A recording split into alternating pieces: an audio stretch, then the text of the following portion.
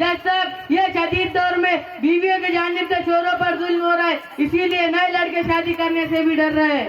बीवी एक नाजुक मिजाज हस्ती है, वो किसी बात को कर सकती है। हाँ, कर सकती है, और इसी बात को साबित करने के लिए मैं मेरे क्लाइंट को कटघरे में बुलाने की इजाजत चाहूंगा। इजाजत है। मुल्जिम हाजिर हो।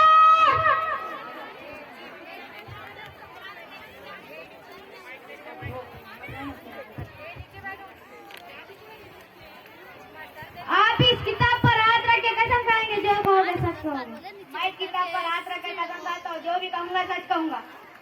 मिस्टर कुर्बान, बताइएगा शादी के बाद आपकी जिंदगी कैसे गुजर रही है? जज साहब, जब से मैंने शादी की है मेरी जिंदगी अजाब बन चुकी है। घर के सारे काम मुझे करने पड़ते हैं, जैसे कि कपड़े भी मैं ही धोता हूँ, बर्तन भी मैं ही धोता हूँ, फिर भी मेरी बीवी मुझसे राजी ही नहीं है। मिस्टर कुर्बान, मजीद बताइएगा। आप वकील साहब के घर के साथ रहते, कल रात को आपने वहाँ क्या देखा? जज साहब, मुझे लगता है वकील साहब रात को कहीं फंक्शन पर गए थे और घर लेट पहुँचे थे। घर लेट आने की वजह से इनकी बीवी ने इन्हें घर से बाहर निकाल दिया और इन्होंने पूरी रात घर से बाहर गुजारी है। जज साहब, मुझे ये बताइए मेरी घर की बातें डिस्कस क्यों हो रही है? चुप कर जा, तुझे शर्म नहीं आती? इसी तरह जलील होकर जिंदगी गुजार रहा है तू। जज साहब, आपकी बीवी की कॉल आ रही है। उसे कहना मैं लेट आऊंगा।